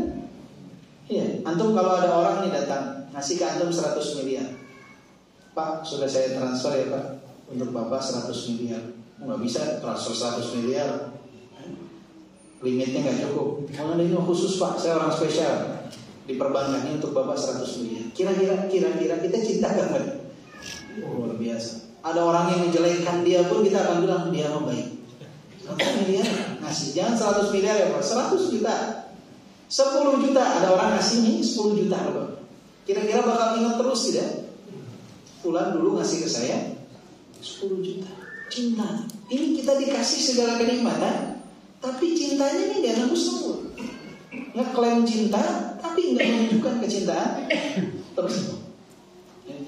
Maka semakin dapat nikmat, semakin cinta kepada Allah, semakin menghambakan diri kepada Allah. Wa kullama ahdatsa lahu qabdan ahdatsa lahu ridha. Setiap ditarik nikmat itu ridha, milik Allah. Makanya yang sering disebutkan oleh para penceramah harus punya prinsipnya tukang parkir, tahu titipan. Jadi saat orang ngambil mobilnya nggak ada yang marah-marah tukang parkir. Apa yang ngambil mobilnya dia tahu dia dititipkan. Sehingga setiap pemilik mobilnya ketika bawa mobil itu dia biasa saja. Nah ini yang kita harus ingat. Inna lillah, semuanya milik Allah. Wa inna ilaihi raji'un. Dan semuanya akan kembali kepada Allah. Maka saat diambil ridho. Itu punya milik kita, bukan milik kita. Uang, harta, keluarga, semuanya tempat tinggal bukan milik kita. Maka saat Allah ambil ridho saja. Wa kullama ahdatsa dzamban ahdatsa lahu taubah wa inkisar wa i'tidal. Dan setiap kita berdosa, kita harus memperbaiki taubat, menyesali dan memohon ampun kepada Allah Subhanahu wa taala. Fahadha huwal 'abdul kayyis wal 'ajizu bima'zilin 'an dzalik. Inilah contoh hamba yang bijaksana dan yang lemah adalah yang dia berlepas diri dari hal tersebut. Al-kayyisu man dana nafsahu wa 'amila lama ba'dal maut. Ya. Orang yang bijak itu adalah yang mana dia mau menundukkan hawa nafsunya dan beramal untuk sesuatu setelah kematian. Wal 'ajizu man atba'a nafsahu hawa wa tamanna 'ala Allahil amani. Dan orang yang lemah itu adalah yang mengikuti hawa nafsunya dan berharap kepada Allah harapan-harapan yang banyak. Jadi inilah penghambaan dengan segala tingkatannya. Maka kita harus menghambakan diri kepada Allah. Penghambaan dalam tingkatan 3, perintah, takdir dan nikmat. Ya, perintah ikhlas dan mutabah, meninggalkan maksiat dengan larangan dengan pengagungan, takut akan dosa, dan juga yang terakhir karena bentuk kecintaan kita kepada Allah. Penghambaan dalam takdir, yaitu di saat seseorang mendapatkan musibah dia harus bersabar, bahkan ridha, bahkan bersyukur. Ini bentuk penghambaan dalam takdir berupa musibah. Saat dia tergelincir dalam dosa, dia harus menyegerakan diri untuk bertaubat, karena dia sadar yang dapat melepaskan dirinya dari belenggu dosa adalah Allah Subhanahu wa taala. Maka dia minta kepada Allah untuk terbebas dari dosa, memohon maaf kepada Allah Subhanahu wa taala, menyesali perbuatannya dan meninggalkan perbuatan tersebut. Dan yang ketiga bentuk penghambaan dalam nikmat adalah dia menyadari bahwa semuanya berasal dari Allah Subhanahu wa taala.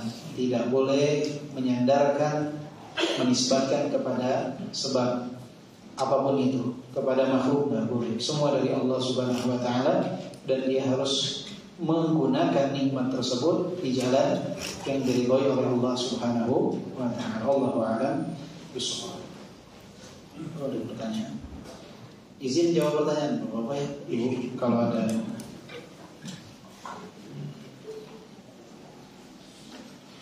Assalamualaikum warahmatullahi wabarakatuh. Semoga Ustaz dan seluruh jamaah dalam perlindungan Allah. Ustaz, mohon nasihat bagi kami yang masih suka bermaksiat kepada Allah. Contohnya bermaksiat mata. Jazakallahu khairan. Sama, semua juga kita bermaksiat kepada Allah Subhanahu wa taala. Maka apa yang harus kita lakukan ya, menghindari hal-hal yang dapat memudahkan kita untuk bermaksiat. Contohnya adalah kemaksiatan dalam kesendirian. Ana sering sarankan jangan menggunakan handphone itu dalam kesendirian. Jadi kalau mau menggunakan handphone jangan di kamar sendiri, lemah kita nih. Di ruang tamu saja. Kalau ke kamar udah simpan handphonenya, jangan dipakai atau simpan di luar. Terutama anak-anak tuh nggak boleh ada yang bawa handphone ke dalam kamar. Karena banyak yang mengeluh. Kemarin ada seorang guru bercerita bahwa ternyata anak muridnya itu menjual konten-konten negatif. Anak muridnya perempuan, menjual konten-konten negatif di media sosial. Ketika ketahuan oleh pihak sekolah, dipanggil orang tuanya. Kata orang tuanya, ini anak gak kemana-mana di rumah, gak kemana-mana. Ternyata dia melakukan hal tersebut dari kamarnya. Maka hati-hati dengan hal itu. Jadi menghindarkan dari sebab-sebab hal tersebut. Kemudian juga yang harus kita ingat, idza khalawta ad-dahra yawman fala taqul khalawtu walakin qul alayya raqib wala tahsabanna Allah yaqulu sa'atan wala annaka tukhfi alayhi yaghib. Jika suatu saat kita dalam kesendirian, maka katakanlah kita tidak sendiri. Sesungguhnya ada Allah Zat yang Maha mengawasi. Dan jangan pernah kita berpikir Allah lalai atas apa yang kita lakukan, dan Allah Subhanahu wa taala tidak mengetahui apa yang kita kerjakan. Innallaha yumhil wa la yuhmil. Allah itu memberikan tenggat waktu, bukan melalaikan kita. Dan juga sibukkan diri dengan hal yang bermanfaat. Penyakit dosa itu biasanya karena kesendirian, sendiri, nggak ada kerjaan, diam aja. Anak-anak muda aja terus menikah dan minta kepada istri untuk berhias di rumah biar mengenyangkan pandangan kita. Ini bapak-bapak yang punya anak-anak muda, nikahkan anaknya. 20 ke atas, nikahkan mereka. Allah, mereka itu berada dalam musibah yang sangat besar. Bapak-bapak nggak tahu apa yang mereka lakukan di waktu malam dalam kesendirian. Berat. Mereka luar biasa. Nikah enggak, puasa enggak, terus mau kemana? Pilihannya dua, sakit, dia punya penyakit, nggak punya hawa nafsu, mustahil. Ada juga yang punya penyakit itu, ada yang tidak punya ketertarikan kepada lawan jenis. Atau ya dia salurkan di jalan kemaksiatan, nggak mungkin. Yang keempat, yang kelima nggak ada. Kan kalau normal orang itu punya syahwat, normal dia punya syahwat. Jangankan dewasa umur 30-an, semenjak dia balik ada syahwat. Anak SMP kelas 3, SMA udah punya syahwat. Mahasiswa udah punya syahwat, tinggi syahwatnya. Terus dia nikah enggak? Puasa juga nggak pernah kita lihat dia puasa. Maka apa yang harus dia lakukan? Apa yang pastinya dia lakukan? Dia salurkan di jalur yang Allah harapkan. Oh enggak mungkin anak saya seperti itu. Berarti sakit, bawa ke rumah sakit, dicek ada kelainan. Enggak mungkin. Satu di antara 4 itu, enggak ada pilihan begitu. Maka hati-hati dengan hal itu. Kalau bapak-bapak, kalau udah punya istri, ketika melihat sesuatu yang menarik di luar secara tidak sengaja, segera datangi istri dan segera melampiaskan syahwat. Itu akan menjadi obat paling mujarab untuk menghilangkan keinginan untuk melihat yang lebih lagi. Karena kadang bermulanya dari jalan, dari jalan. Apa jalan di sekarang ini beres apa? Beres kajian, masya Allah, bahas Al-Quran, Sunnah, keluar rumah, keluar dari masjid, baru sampai belok kanan banyak orang lari.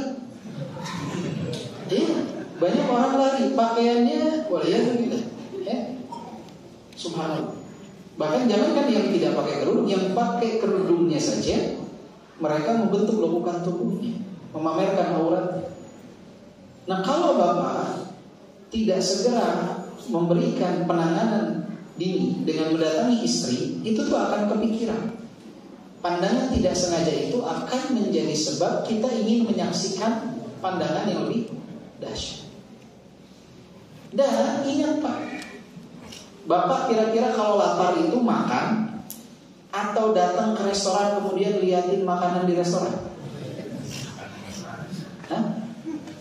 Nggak ada istilahnya orang lapar dia di depan rumah makan Padang terus dia liatin rendang, dia liatin ayam, terus ke warteg dia liatin makanan terus kenyang. Mungkin nggak? Nggak mungkin kenyang. Maka obatnya itu di saat dia lihat makanan, pengen nih lihat makanan nih, dia lagi scroll handphone nggak sengaja lihat sesuatu yang tidak diridhoi oleh Allah, di-share oleh kawan-kawannya, maka segera datangi istri. Itu obatnya dari Rasulullah SAW. Jangan malah dia tadi diam di depan kaca restoran Padang, warteg dia liatin, nggak akan kenyang. Bapak dengan melihat itu bukan tambah kenyang, tambah lapar, dan akan, makanya kenapa banyak kasus orang melakukan pemerkosaan, dia udah nggak kuat lagi, sehingga dia melakukan hal tersebut sudah tidak terpikirkan lagi oleh diri.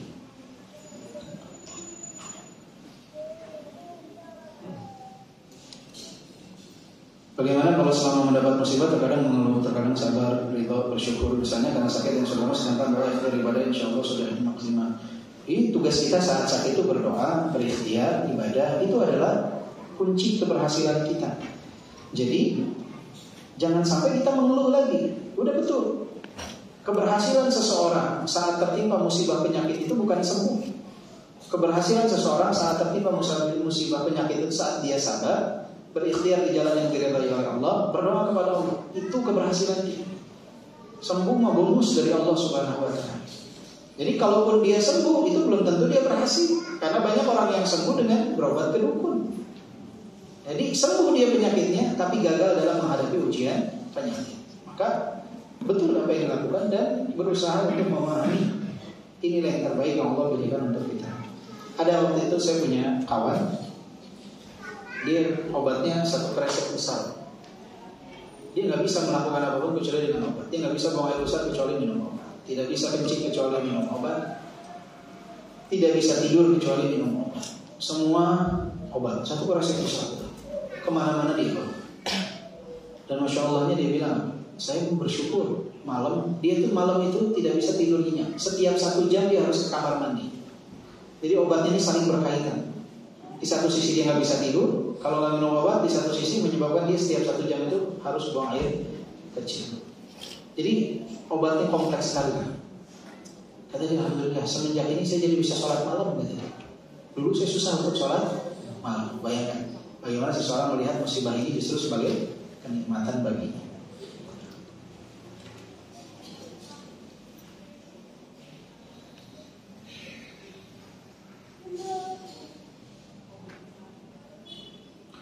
Apabila saat kita dalam masalah, hal yang difikirkan untuk mendapat solusi adalah bertemu dengan si fulan. Karena seringkali saat kita punya masalah bisnis ataupun kehidupan kita, cari mentor mungkin ya, cari mentor atau guru untuk minta solusi. Apakah termasuk kurangnya tauhid kita kepada Allah Subhanahu wa taala? Ya, ini mencari. Jadi jika kita jadikan dia sebagai teman diskusi, nggak masalah. Mungkin kita merasa satu pemikiran atau bisa memberikan kepada kita nih arahan atau pemikirannya luas sehingga kita merasa nyaman ketika berdiskusi dengan dia, nggak masalah. Sama kalau orang sakit, kita kalau sakit itu ke dokter fulan tuh udah merasa nyaman karena sikapnya, kemudian juga cara pengobatannya itu tidak merusak tauhid, ya? Karena kita menjadikan dia sebab dalam sesuatu yang syar'i. Jadi kan ya? Syirik kecil itu di saat menjadikan sesuatu yang bukan sebab sebagai sebab. Ya kan? Ketika kita datang ke dia untuk meminta arahan, berarti kita jadikan dia sebagai sebab yang memang menjadi sebab. Tapi kalau motor kita hilang, kita datang ke dia, lihat muka dia, insya Allah motor saya ketemu lagi. Nah, itu baru apa? Baru apa namanya? Menjadikan sesuatu yang bukan sebab sebagai sebab, itu syirik kecil. Tapi ketika kita datang ke dia memang sesuai kepepsinya, kita datang ke dokter untuk berobat, kita datang ke mentor untuk memberikan arahan, kita datang ke misalkan ke ustaz untuk bertanya hukum agama, ya tepat berarti. Kenapa? Karena kita menjadikan sebab sebagai sebab. Kalau kita sakit datangnya ke ustaz bukan untuk diruqyah, tapi misalkan ya udah saya mah kalau sakit datang ke dia sembuh aja. Nah, ini sesuatu yang berbahaya. Tapi kalau tepat menjadikan sesuatu sebab sebagai sebab, nggak masalah, insya Allah tidak masalah. Itu kalau ada yang ada acara harus pulang nggak apa-apa. Semoga Allah senantiasa mengerti keluarga Ustaz dan keluarga. Mohon nasihatnya, ibu menikah, anak laki-laki bercerai. Ibu menikah pertama, anak laki-laki bercerai. Ibu menikah, maksudnya ibu?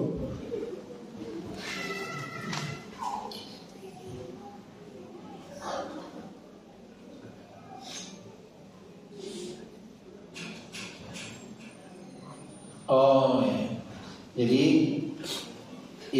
ada ibu menikah, punya anak laki-laki satu, terus bercerai.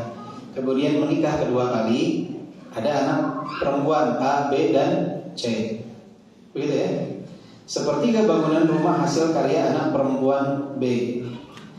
Ini kita kayak soal matematika. 2/3 bangunan rumah hasil karya anak perempuan C. Bagaimana cara membagi warisnya? Apakah menghitung penjualan dari seluruh tanah dan bangunan atau hanya menjual tanah saja? Rumah ditempati anak perempuan B. Ibu meninggal dalam kondisi sudah tidak bersuami. Oh gini. Jadi ibunya ini punya rumah, punya anak 4, 1 laki-laki dan 3 perempuan. Rumah ini dibangun sama anak perempuannya yang B dan C, anak kedua dan ketiga. Apakah ini jadi waris semuanya? Tergantung si anak perempuan B dan C ini apakah membangunkan rumah itu untuk si ibu atau dia yang membangun rumah untuk dirinya di tanah si ibu. Itu yang harus dipastikan. Kalau ternyata di masa hidup si ibu memang si anak perempuan B dan C ini ngasih bangunan itu untuk ibu, bukan rumah dia nih, dia membangunkan untuk si ibu dan untuk ibu di masa hidupnya itu memang dimiliki semuanya sama si ibu, maka jadinya adalah waris bangunan dan tanahnya karena dimiliki oleh ibu di masa hidup ibu jika diberikan. Kalau misalkan ada kan sebagian anak membangun rumah, Pak, Bu, ini mah rumah saya ibu pakai saja sampai kapanpun, silahkan. Tapi miliknya milik si anak. Maka itu nanti harus dihitung berapa harga bangunan, berapa tanah. Kalau memang itu bangunannya milik si B dan si C, ya nanti nilainya kan sekarang diisi sama perempuan B. Nah dia kan keluar sepertiga nih, 2/3-nya itu milik si C. Nah tanya nanti kepada si C ini dulu ngasih bangunan itu untuk si ibu atau memang hanya membangunkan saja tapi milik dia. Nah ini harus dipastikan. Yang pasti mah tanahnya waris. Yang pasti tanahnya adalah warisan. Tetapi tanah ini milik siapa? Apakah milik bapak dari suami, milik suami pertama, atau tanah ini adalah milik si ibunya sendiri? Kalau milik suami, ya berarti yang berhak si anak laki-laki yang pertama tuh. Kalau milik suami pertama. Tapi kalau milik suami kedua, karena harus dipastikan ini milik si ibu atau milik suaminya. Kalau milik suaminya, ada yang anak dan perempuan ini ada yang tidak berhak dari bagiannya. Contoh-contoh. Misalkan tanah dan bangunan ini semuanya milik si ibu bangunannya, karena si anak B dan C menghadiahkan untuk si ibu. Tanahnya milik suami pertama, maka si bangunan ini waris untuk berempat. Tapi si tanah ini itu bukan waris untuk yang perempuan. Kalau tanah ini milik suami kedua, jika tanah ini milik suami kedua, maka bangunan ini jika dihadiahkan untuk si ibu, maka dia milik si ibu dan menjadi waris untuk semua. Jika tanahnya ini milik suami kedua, maka si ibu dulu tuh dapat 1/6. Si ibu dapat 1/8. Kemudian si anak-anak ini yang perempuan karena lebih dari 3 orang dapat 2/3 dari tanah. Yang 1/6 harta si ibu itu dibagi kepada ahli waris semuanya. Yang 2/3 itu untuk si anak perempuan yang 3. Sisanya nanti kepada ahli waris dari si bapak ini. Jadi yang penting sekarang adalah memastikan milik siapa tanah tersebut, milik siapa bangunan tersebut. Karena pernah ada kasus sekarang ini terjadi, dekat rumah saya. Jadi ada kakek punya istri lebih dari satu. Kemudian ada peninggalan rumah. Cucu-cucunya itu menganggap ini adalah harta kakek. Ada juga yang menganggap enggak, ini dari nenek saya, bukan nenek kalian. Ini harta nenek saya, nenek kedua, bukan dari nenek pertama. Ribut sekarang. Kenapa? Karena kalau harta si kakek yang dapat banyak, kalau harta si nenek yang dapat lebih sedikit. Maka itu harus dibahas. Dua lagi. Oh iya, baik.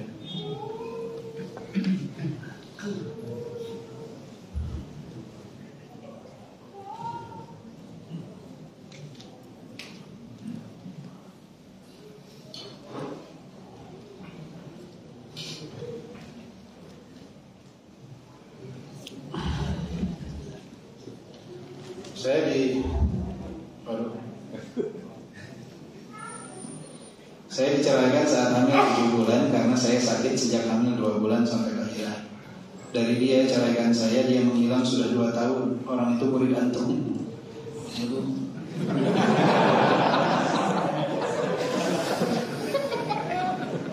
Berarti ada di Bogor juga, Bu. Apakah pahala saya bersabar saya hilang karena tidak memberitahu mantan suami tentang anaknya sejak lahir? Itu mau bagaimana juga anak ibu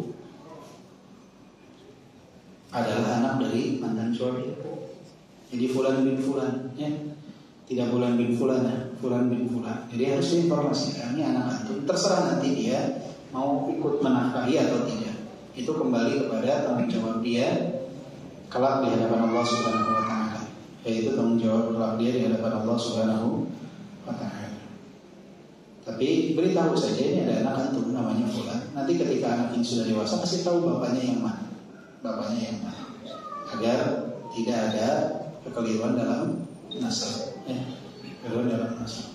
Ini juga hati-hati para akhwat daripada laki-laki. Sekarang banyak yang mana laki-laki itu tadi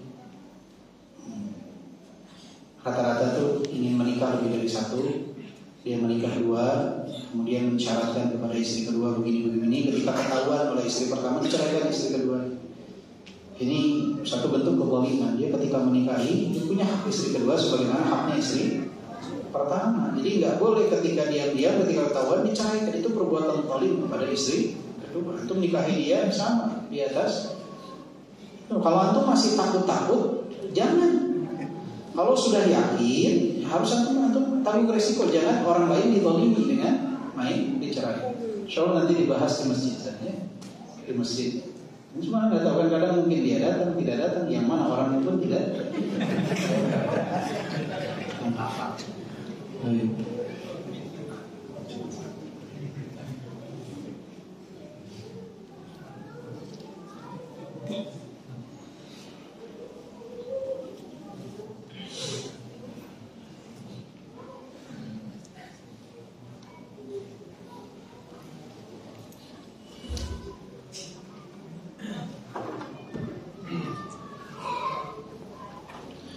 Bolehkah menyampaikan ilmu? Boleh, tidak masalah. Cuman memang menyampaikan ilmu dari yang disampaikan dan diterima di majelis ini boleh-boleh saja. Bahkan itu salah satu hal yang saya sangat ucapkan terima kasih sekali, jazakumullah khairan kalau ada yang mau menyampaikan kepada yang lain. Tetapi kalau mau dijadikan rujukan, banyak yang lebih berhak untuk dijadikan kajiannya sebagai rujukan. Jadi kalau mau dijadikan rujukan, alhamdulillah asatidzah kita dengan video yang begitu banyak di media sosial, mereka jauh lebih berhak untuk dijadikan sebagai rujukan. Tapi kalau mau mengambil faedah dinukilkan, tidak masalah.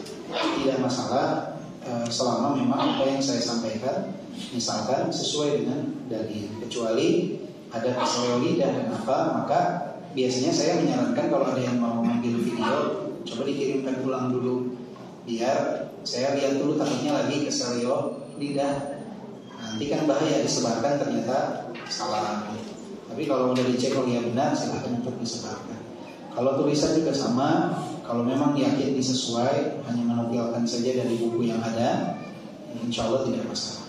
Insya Allah tidak masalah. Sangat justru berterima kasih agar bisa tersebarnya. Wallahu a'lam bishawab. Mohon maaf atas kajian yang terlalu panjang sampai jam 9:05. Dan ini untuk pekan depan insya Allah kita minta tolong mulai kajiannya lebih pagi. Jadi insya Allah pekan depan kita mulai kajiannya jam 6:30 ya. Jadi 6:30, mungkin jam 8 kurang 15 kita sudah selesai. Jadi jangan sampai nanti baru ada yang datang 7:30, maka pas datang di kajian udah beres gitu. Nanti mungkin bisa diinformasikan kepada sebagian yang sudah di luar atau yang sudah pulang bahwa untuk pekan depan, khusus pekan depan saja, minta tolong kajiannya kita mulai dari pukul 6:30 ya. Jazakumullahu khairan. Nanti mungkin bisa diumumkan di flyer, dikasih warna khusus. Subhanakallahumma wa bihamdika, asyhadu an la ilaha illa anta, astaghfiruka wa atubu ilaik. Alhamdulillahirabbil alamin. Assalamualaikum warahmatullahi wabarakatuh.